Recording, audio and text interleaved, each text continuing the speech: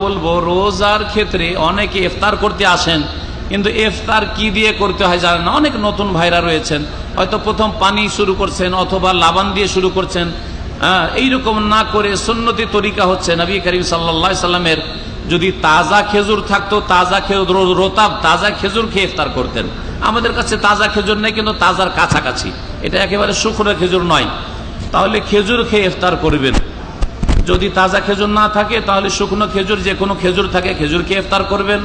তাও যদি না থাকে তো নবী সাল্লাল্লাহু আলাইহি ওয়াসাল্লাম হাসা হাসাওয়াতি মিম্মা, কয়েক ঢোক পানি খেয়ে ইফতার করতে, আগে পানি খেয়ে নেন আর তারপরে লাবান হোক, দুধ হোক, জুস হোক, ভাত হোক, যা আছে তাই খান।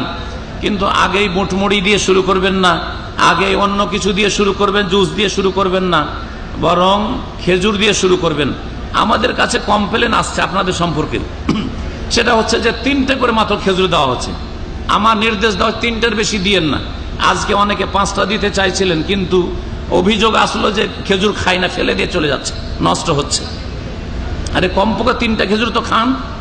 সারাদিনে শরীরে যে আপনার সুগার কমে আসছে, এমনি যাদের সুগারের রোগীও না যারা, তাদেরও ক্ষেত্রে খেজুর সবচেয়ে উপকারী জিনিস।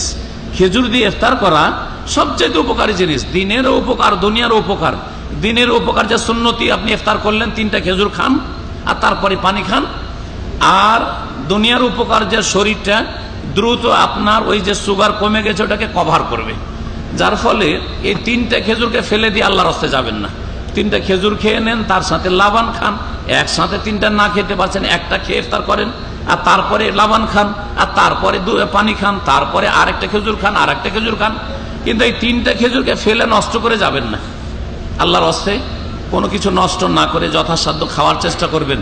ভাতের ক্ষেত্রে যদি না পারেন খেতে, জবরদস্তি করতে বলবো না, কিন্তু যথাসাধ্য প্লেটটা সাফ করার চেষ্টা করবেন, এই হচ্ছে অনুরোধ।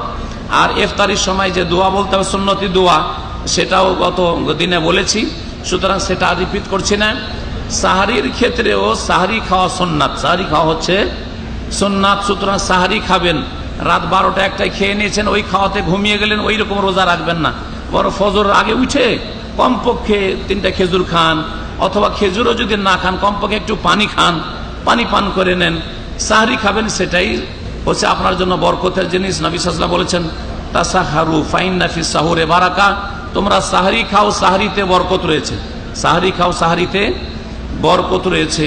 সেই সময় একটু আল্লাহ পাকের কাছে দোয়া করলেন, আল্লাহ পাকের জিকির আজকার করলেন, আল্লাহ পাক রব্বুল আলামিনের রসুলের সুন্নত পালন করলেন, সব দিক থেকে বরকত রয়েছে। শরীরটাও সুস্থ থাকলো, সারাদিন আপনি সাহরি খেয়ে রোজাটা রাখলেন।